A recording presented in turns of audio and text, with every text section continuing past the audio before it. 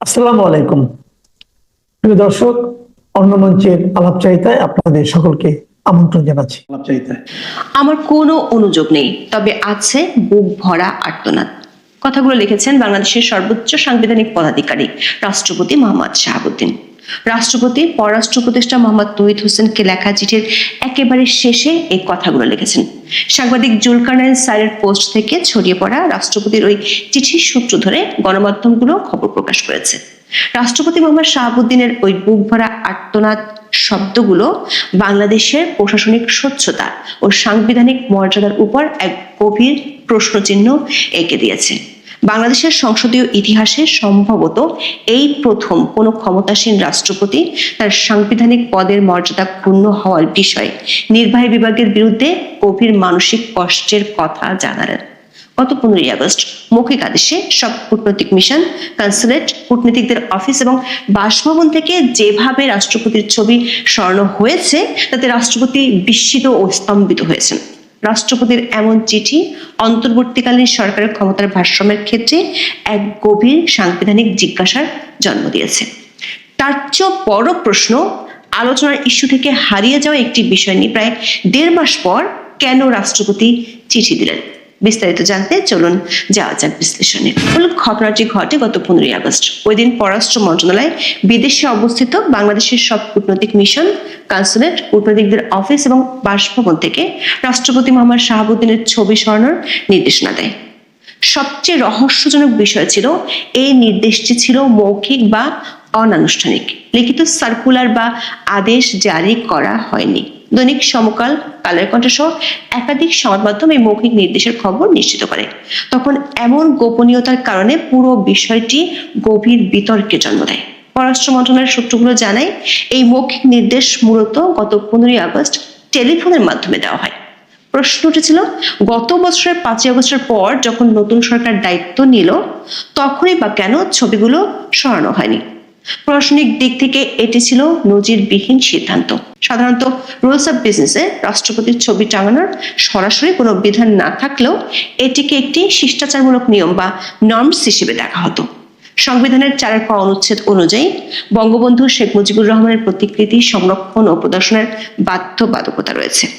অন্য কারো ছবি টাঙানোর কথা সংবিধানে বলা হয়নি, কিন্তু বিদেশে অবস্থিত মিশনগুলোতে রাষ্ট্রপতির ছবি রাখাটা ছিল প্রথা।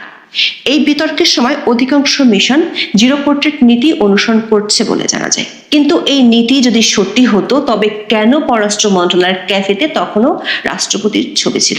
এই বৈপরীত্য পুরো ঘটনাটিকে আরো রহস্যময় করে তুলেছিল। বাংলাদেশের সংবিধান অনুযায়ী রাষ্ট্রপতির পদটি দেশের সর্বোচ্চ পদমর্যাদার হলেও প্রায়োগিক দিক থেকে এই পদটাকে আলংকারিক ধরা হয়। বিশেষ করে রাষ্ট্রপতির ক্ষমতা প্রধানমন্ত্রীর বিপরীতে যে একেবারে কম, সেটা নিয়ে বহু আলোচনা আছে। আলংকারিক বলেই হয়তো রাষ্ট্রপতির ছবি সরানোর ইস্যুটি খুব তাড়াতাড়ি লোকচক্ষুর আড়ালে চলে গিয়েছিল। কিন্তু সেই ইস্যুতে প্রায় 1.5 মাস পর চিঠি দিলেন খোদ রাষ্ট্রপতি নিজেই। চিঠিটি লিখেছেন পররাষ্ট্র উপদেষ্টা মোহাম্মদ তৌহিদ হোসেন। বড় সাংবাদিক জুলকারনাইন স্যার চিঠিটি নিজের ভেরিফাইড ফেসবুক পেজে পোস্ট করে বলেছেন, এর সত্যতা নিশ্চিত করা গেলেও পররাষ্ট্র উপদেষ্টা এই চিঠি হাতে পেয়েছেন কিনা তা তিনি নিশ্চিত হতে পারেননি। দর্শক, গত জানুয়ারির শেষ দিকে রাষ্ট্রপতির প্রেসিং বাতিল করেছে সরকার। 29 জানুয়ারির পর থেকে রাষ্ট্রপতির কোনো বাণী ও ছবি রাষ্ট্রপতির দপ্তরের ওয়েবসাইটে আপলোড করা হয় না। রাষ্ট্রপতি তার চিঠিতে লিখেছেন, তিনি সরকারের জিরো পোর্ট্রেট নীতির প্রতি পূর্ণ সমর্থন জানান। তিনি এও স্পষ্ট করেছেন, তিনি আবদার করেননি যেন তার ছবিকে দায় মুক্তি দেওয়া হোক। তাহলে কোথায় তার অনুযোগ? তার মূল অভিযোগ ছবি অপসারণের ক্ষেত্রে নেয়া দৃষ্টিকটু উদ্যোগ। রাষ্ট্রপতির মূল উদ্বেগ হলো তার পদের মর্যাদা রক্ষা নিয়ে। তিনি প্রশ্ন তুলেছেন, রাষ্ট্রপতির আসনে আসীন এবং দায়িত্ব পালনরত দেশের রাষ্ট্রপতি যেন অপদস্থ না হন, সেজন্য কি কৌশলী পদক্ষেপ নেওয়া যেত না? সবচেয়ে মারাত্মক অভিযোগটি হলো, রাষ্ট্রপতি মনে করছেন এক রাতের মধ্যে প্রতিযোগিতামূলকভাবে ছবিটি অপসারিত হয়ে শুধু গণমাধ্যমের উপজীব্য নয়, বরং সামাজিক যোগাযোগের মাধ্যমে বিশ্বব্যাপী তার সম্মান ভূলুণ্ঠিত হয়েছে। তিনি ব্যক্তিগতভাবে নিজেকে মুক্তিযুদ্ধে অবদান রাখা একজন সচেতন নাগরিক ও বীর মুক্তিযোদ্ধা হিসেবে অপমানিত বোধ করার কথাও উল্লেখ করেছেন চিঠিতে। চিঠিতে পরিষ্কার তার ক্ষোভ নীতির বিরুদ্ধে নয়, বরং বাস্তবায়ন কৌশলের অভাব নিয়ে, যা আন্তর্জাতিক অঙ্গনে দেশের সাংবিধানিক প্রধানের সম্মানহানি ঘটিয়েছে বলে তিনি মনে করেন। রাষ্ট্রপতির চিঠি থেকে বোঝা যাচ্ছে এটা কেবল ব্যক্তির অপমান নয়, বরং সাংবিধানিক প্রতিষ্ঠানের মর্যাদার উপর আঘাত হিসেবেই তিনি দেখছেন। রাষ্ট্রপতি শাহাবুদ্দিন তার চিঠিতে নিজের সাংবিধানিক প্রয়োজনীয়তা এবং সরকারের প্রতি তার অপরিহার্য সহযোগিতা প্রতিষ্ঠার উপর জোর দেন। এই অংশটি চিঠির একটি গুরুত্বপূর্ণ রাজনৈতিক ও আইনি দিক। তিনি দাবি করেছেন, রাষ্ট্রপতি হিসেবে সাংবিধানিক দায়িত্ব নিষ্ঠার সঙ্গে পালন করে যাচ্ছেন এবং সরকারকে সর্বাত্মক সহযোগিতা করছেন। এমনকি স্মরণ করিয়ে দিয়েছেন, স্বাধীনতার পর হতে অদ্যাবধি যা হয় নাই তাই তিনি করছেন। উদাহরণ হিসেবে তিনি প্রায় অর্ধশতাধিক অধ্যাদেশ জারি করে সরকারকে আইনগত পূর্ণ সহযোগিতা দেওয়ার কথা উল্লেখ করেছেন, যার বলে আইনগতভাবে অধ্যাপক ইউনূসের অন্তর্বর্তী সরকার শক্ত অবস্থানে আছে। সাথে লিখেছেন, গত বছর 5 থেকে 8 আগস্ট পর্যন্ত দেশের সংকটকালে তার কাজ ছিল বিশেষভাবে উল্লেখযোগ্য। দর্শক, সাবেক প্রধানমন্ত্রী শেখ হাসিনার পদত্যাগপত্র না থাকা সত্ত্বেও রাষ্ট্রপতি সংবিধানের 106 অনুচ্ছেদ বলে আদালতের পরামর্শ নিয়ে অন্তর্বর্তী সরকার গঠন করেছিলেন। এত কিছু করার পরও কেন তাকে এভাবে অপমান করা হলো সে প্রশ্ন তুলেছেন রাষ্ট্রপতি। চিঠির শেষে রাষ্ট্রপতি লেখেন, এতে কোনো আনুষ্ঠানিক অনুযোগ নেই, বরং আর্তনাদ আছে। দর্শক, আপাত দৃষ্টিতে এই লাইনটি আবেগময় মনে হলেও প্রশাসনিক দিক থেকে তাৎপর্য কিন্তু অনেক। কারণ সংবিধানের 48(3) অনুচ্ছেদ অনুযায়ী প্রধানমন্ত্রী বা প্রধান উপদেষ্টা নিয়োগ ও প্রধান বিচারপতি নিয়োগ ছাড়া রাষ্ট্রপতিকে সকল দায়িত্ব পালনে প্রধানমন্ত্রীর পরামর্শ অনুযায়ী কাজ করতে হয়। প্রোটোকল লঙ্ঘন নিয়ে আনুষ্ঠানিক অনুযোগ করলে তা নির্বাহী বিভাগের সিদ্ধান্তে হস্তক্ষেপ হিসেবে বিবেচিত হতে পারত, যা সংবিধানের সঙ্গে সাংঘর্ষিক হতো। আর্তনাদ প্রকাশ করার মাধ্যমে তিনি সাংবিধানিক সীমারেখা অক্ষুণ্ণ রাখলেন, কিন্তু একই সাথে রাষ্ট্রের সর্বোচ্চ প্রতিষ্ঠান হিসেবে তার মর্যাদাকে আঘাত করার প্রতিবাদ রাজনৈতিকভাবে লিপিবদ্ধ করলেন। সংবিধানের 48(2) অনুচ্ছেদ অনুযায়ী রাষ্ট্রপ্রধান রূপে রাষ্ট্রপতি রাষ্ট্রের অন্য সকল ব্যক্তির ঊর্ধ্বে স্থান লাভ করবেন। এটি তার পদমর্যাদার সাংবিধানিক গ্যারান্টি।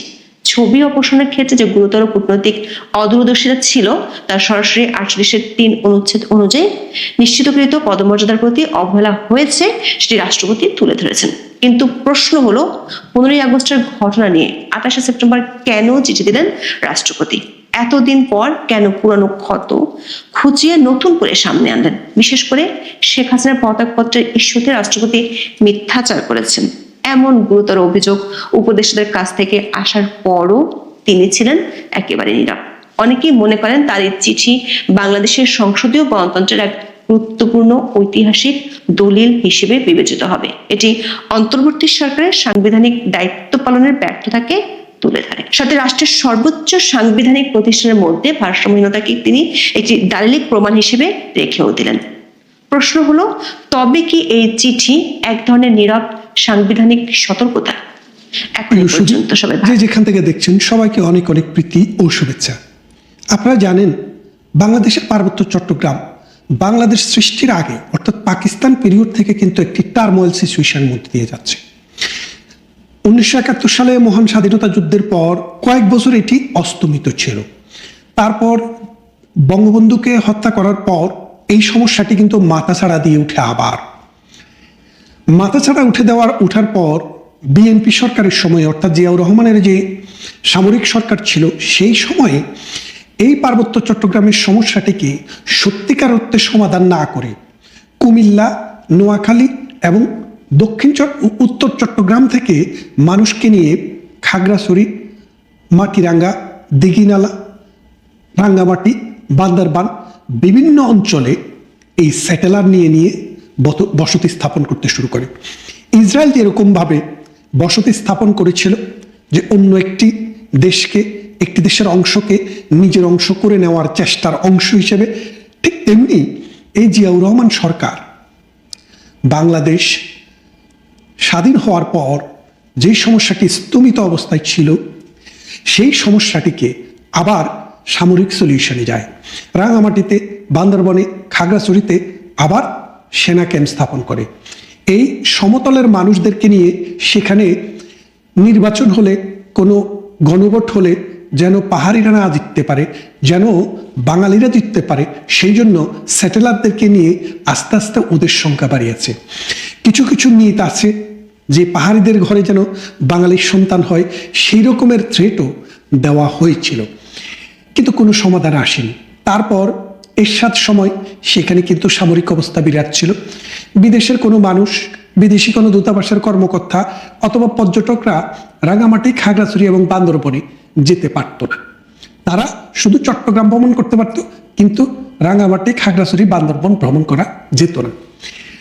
তারপর 1991 সালে বেগম খালেদা জিয়া যখন গণতান্ত্রিক সরকারের পদযাত্রা শুরু করে, তখনও বিএনপি সরকার কিন্তু এই খাগড়াছড়ি, রাঙামাটি, বান্দরবনকে কোনো শান্তির আওতায় না এনে তাদেরকে নাগরিক সুযোগ সুবিধা বৃদ্ধি করে, তাদের সাথে সমঝোতা করে, রাষ্ট্রের অন্তর্ভুক্তি সুন্দরভাবে করে এই দেশটাকে মানুষের দেশ হিসেবে, সকল মানুষের দেশ হিসেবে গ্রহণ করতে কোনো পারেনি, যার কারণে এই সমস্যাটি জিইয়েছিল। পরবর্তীতে 1996 সালে যখন শেখ হাসিনা ক্ষমতায় আসে, তিনি এসে দেখলেন এটা মানুষের দেশ। এই মানুষের দেশ বলতে বাংলাদেশের সমস্ত মানুষের দেশ। আমাদের মানচিত্রের যে ভূখণ্ড, এই ভূখণ্ডের হিন্দু, বৌদ্ধ, খ্রিস্টান, মুসলিম এবং উপজাতীয় বা ক্ষুদ্র নৃগোষ্ঠী, আপনি যে নামেই বলেন, সবাই কিন্তু এই দেশের নাগরিক। এদেরকে শ্রদ্ধা করতে হবে, সম্মান দিতে হবে। প্রত্যেকের কালচার, প্রত্যেকের যে আদি হেরিটেজ, সেটাকে রক্ষা করার জন্য যদি তারা চায়, রাষ্ট্র সেটাকে সহযোগিতা করতে হবে। প্রধানমন্ত্রী শেখ হাসিনা এসে এই পার্বত্য অঞ্চলে অস্ত্রের জনজননী বন্ধ করতে চাইলেন। কেন চাইলেন? এই পার্বত্য চট্টগ্রামে যখন যুদ্ধ অবস্থা বিরাজ করছিল, পার্বত্য চট্টগ্রামে যখন অস্ত্রের জনজননী চলছিল, তখন এটার সাথে মিয়ানমার এবং ভারত, এই দুটি রাষ্ট্রেরও একটি প্রচ্ছন্ন এক ধরনের সম্পৃক্ততা ছিল। কিরকম ছিল? পাহাড়ের ওই পাশে ভারত, আর দক্ষিণ পাশে, উত্তর পূর্ব পাশে ভারত, আর দক্ষিণ পূর্ব পাশে মিয়ানমার। এই পাহাড়ি জনগোষ্ঠীর যারা সশস্ত্র বিদ্রোহে সংগ্রামে লিপ্ত ছিল, তারা নানা সময়ে বর্ডার ক্রস করে ওই পারে গিয়ে অস্ত্র নিয়ে আসতো, ট্রেনিং নিয়ে আসতো। তাদের দুর্গম অঞ্চল ব্যবহার করে বাংলাদেশকে বিচ্ছিন্নতার কাজে চেষ্টা করা হতো। এইরকম অভিযোগ আমরা শুনেছি, যদিও এর কোনো সঠিক তথ্যপাত্য কারো কাছেই নেই, কখনো কেউ দিতে পারেনি।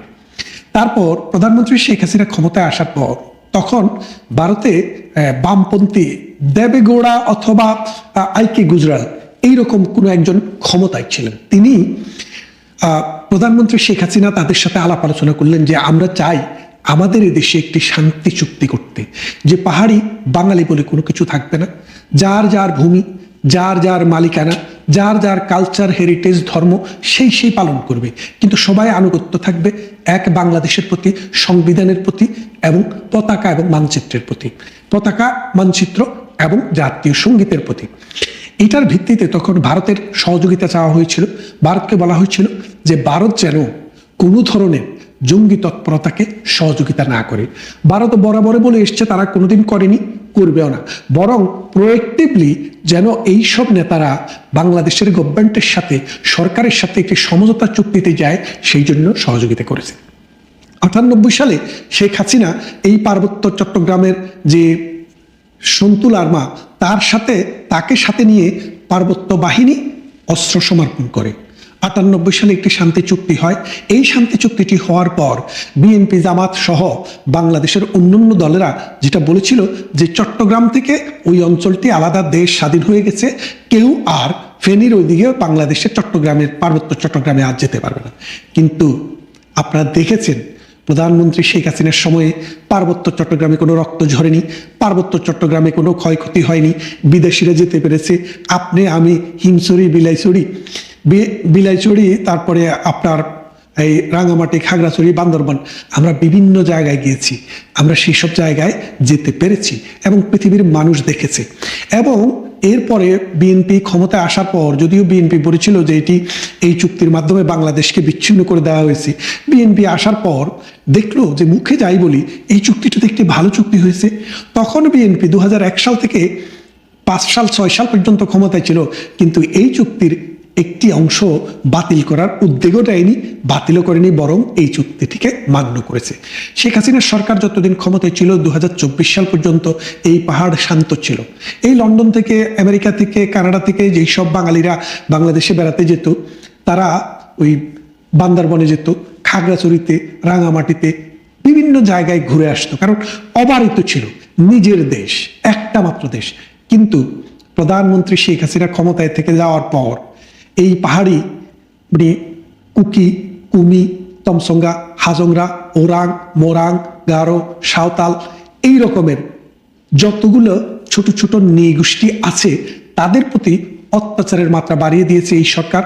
এই সরকার বলতে বিএনপির ওই লোকাল যেসব নেতাকর্মী আছে তারা, জামাতের লোকাল যারা চাষবাস করে খায় তারা, এবং ইউনূস সরকারের প্রত্যক্ষ তত্ত্বাবধানে আমাদের আর্মির ভিতরে ইউনূসপন্থী, জামাতপন্থী যেই সব অফিসাররা আছে তাদেরও ইন্ধন রয়েছে বলে আমরা শুনেছি।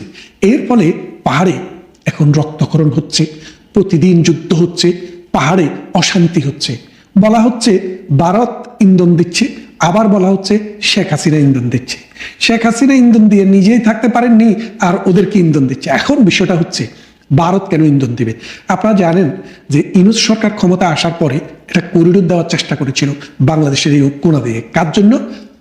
ভারতের ভার্মার জন্য, অর্থাৎ মিয়ানমারে রাখাইন প্রদেশে যে গোষ্ঠী সরকারের সাথে কনফ্রন্টেশনে আছে, বেশিরভাগ অংশ তারা দখলে রেখেছে রাখাইন প্রদেশের। সেই রাখাইনদেরকে সহযোগিতা করার জন্য মানবিক করিডোরের নামে ডক্টর ইউনূস আমেরিকার সেনাবাহিনী এনে ওখানে অস্ত্র ঢুকাচ্ছে। এই অস্ত্র ঢুকানোর ফলে যেটা হচ্ছে, এখন এটা বুমেরাং হচ্ছে বাংলাদেশের জন্য। এই মিয়ানমারের এই অংশ, বাংলাদেশের পার্বত্য অংশ এবং ভারতের মিজোরামও তারা নিতে চায়, নিয়ে তারা এখানে একটি রাষ্ট্র করতে চায়, যে রাষ্ট্রটি এটি খ্রিস্টিয়ান রাষ্ট্র হবে, এবং সেই খ্রিস্টিয়ান রাষ্ট্রটির তত্ত্বাবধানে থাকবে আমেরিকা। এবং এই আমেরিকা দক্ষিণ পূর্ব এশিয়াকে অশান্তি করার জন্য, অশান্ত করার জন্য, সবসময় সন্ত্রাস, সংগ্রাম, যুদ্ধ বাঁচিয়ে রাখার জন্য এবং তার অস্ত্র বিক্রির জন্য এই জায়গাটাকে তারা বেছে নিতে চায়। এবং বঙ্গোপসাগর যে স্ট্র্যাটেজিক্যালি দক্ষিণ পূর্ব এশিয়াকে কন্ট্রোল করতে হলে এই জায়গাটিকে দখল করতে হবে, সেই চিন্তা ভাবনা থেকে আমেরিকায় কাজ করছে। আপনারা জানেন এই দক্ষিণ পূর্ব এশিয়ায় সার্কভুক্ত যে অঞ্চলটি, এই অঞ্চলের মানুষের সংখ্যা, জনসংখ্যা হচ্ছে 1.91 বিলিয়ন, অর্থাৎ প্রায় 200 কোটির কাছাকাছি। এই 200 কোটি মানুষ, পুরো পৃথিবীতে 800 কোটি, শুধু এই সার্কের এই অঞ্চলটিতে 200 কোটির কাছাকাছি মানুষ বসবাস করে। এবং ভারত অর্থনীতিতে পঞ্চম বৃহত্তম, ভারতের সাথে আছে চায়না যেটা দ্বিতীয় বৃহত্তম, তারপরে আছে জাপান যেটা তৃতীয় বৃহত্তম। তাহলে এখন এই জায়গাকে কন্ট্রোল করার জন্য আমেরিকার যে চেষ্টা, এই চেষ্টায় ডক্টর ইউনূস আস্তে আস্তে সহযোগিতা করছে। এখন ভারত কি করবে? ভারত তার অখণ্ডতাকে ধরে রাখা, তার যে 7 সিস্টার্স আছে এগুলাতে অশান্তি বন্ধ করা, বিদ্রোহ দমন করা, কাকে দিয়ে দমন হবে, কিভাবে দমন হবে, ভারতকে তো সেই চিন্তা করতেই হবে। এখন যদি ভারত যদি সত্যিকার অর্থে যদি অ্যাক্টিভিজম দেখায়, তাহলে কিন্তু 2 দিনের ভিতরে ভারত কিন্তু খাগড়াছড়ি, বান্দরবন, রাঙ্গামাটি নিয়ে যেতে পারে। বাংলাদেশ সেনাবাহিনীর এমন কোনো ক্ষমতা নেই যে ভারতকে রুখবে। এখন ভারত যদি এই চিন্তা করে, এই চিন্তা ভাবনা করে যে বাংলাদেশে একটি সাম্প্রদায়িক শক্তি এখন ক্ষমতায় এসছে, ভারত বিরোধী একটি শক্তি ক্ষমতায় এসছে, সন্ত্রাসী একটি গোষ্ঠী ক্ষমতায় আসার দ্বার প্রান্তে, সুতরাং এই বাংলাদেশকে এখন আর বিশ্বাস করা যায় না। এই বাংলাদেশ অসাম্প্রদায়িক চেতনার বাংলাদেশ নয়। এই বাংলাদেশ 1971 সালে মহান মুক্তিযুদ্ধের যে স্পিরিট ছিল, সেই স্পিরিটের বাংলাদেশ নয়। এই বাংলাদেশ সুদখোর মহাজন মোহাম্মদ ইউনূসের বাংলাদেশ, যেই বাংলাদেশে হত্যা, খুন, দর্শন, রাহাজানি, চিন্তায়, লুটপাট এটা নিত্য নৈমিত্তিক ব্যাপার। বাংলাদেশ এখন মবের দেশে পরিণত হয়েছে। সেই অবস্থায় প্রতিবেশীরা আমাদেরকে কিভাবে বিশ্বাস করবে? পাকিস্তান প্রতিদিন অস্ত্র পাঠাচ্ছে বাংলাদেশে, আমেরিকাতে গিয়েও পাকিস্তানের সাথে বৈঠক, বাংলাদেশেও পাকিস্তানে বৈঠক, আবার বাংলাদেশের পররাষ্ট্র সচিবকে পাকিস্তানে পাঠিয়েও বৈঠক। পাকিস্তানের সাথে কোনো আমাদের ব্যবসা নেই, দেন নাই, দরবার নেই, তাহলে পাকিস্তানে কেন এত যাওয়া আসা, এত হুলস্থুল? এর মূল কারণটা হচ্ছে ভারতকে কোণঠাসা করা। আর ভারত কি নিজে কোণঠাসা হবে, নাকি যে জায়গায় দিয়ে আপনি কোণঠাসা করতে চান সেই জায়গাটি নিজেদের অধিকারে নিয়ে নিবে? সেটা কিন্তু দেখবার বিষয়, ভাববার বিষয়। আমরা চাই আমাদের এই বাংলাদেশ 1,47,000 বর্গ কিলোমিটার জায়গা আমাদের স্বাধীন বাংলাদেশ, আমাদের পতাকার বাংলাদেশ, আমাদের মানচিত্রের বাংলাদেশ, আমাদের মানুষের বাংলাদেশ, 30 লক্ষ শহীদের রক্তের বিনিময়ে কেনা বাংলাদেশ, 2.5 লক্ষ নারীর ইজ্জতের বিনিময়ে কেনা বাংলাদেশ, একটি মানুষের রাষ্ট্র থেকে বৃতায়িত হয়ে নিজের ভূখণ্ড থেকে উদ্বাস্তু শিবিরে বসবাস করা বাংলাদেশ। সেই বাংলাদেশকে আমরা কারো হাতে দিতে চাই না, কিন্তু আমরা চাই এই বাংলাদেশের সমস্যা ইনুস যেন না বাড়ায়। ইনুস যদি এই সমস্যা বাড়ায় তাহলে ইনুসের বিচার এই বাংলাদেশেই হবে। যদি মৃত্যু হয় মরণোত্তরও আমরা সেই বিচার করব। আশা করি বুঝতে পারছেন। ভারতের সাথে এখনই আমাদের একটি ডায়ালগ দরকার, যে ডায়ালগের মূল কথা হচ্ছে আমরা ভারতকে শত্রু মনে করি না। ভারত আমাদের প্রতিবেশী রাষ্ট্র, আমাদের বন্ধু রাষ্ট্র। ভারতের মাধ্যমে আমরা আমাদের অর্থনীতিকে আরো উন্নত করতে চাই। দুইটি রাষ্ট্রের সহ অবস্থান হবে সৌহার্দ্যের ভিত্তিতে, শান্তির ভিত্তিতে, বিশ্বাস, নীতি এবং নৈতিকতার ভিত্তিতে। তা না হলে বাংলাদেশ নামক এই রাষ্ট্রটি আগামী দিনগুলোতে কি পরিণতি ভোগ করবে সারা পৃথিবী দেখবে, আমরাও দেখব। ভালো থাকবেন। কথা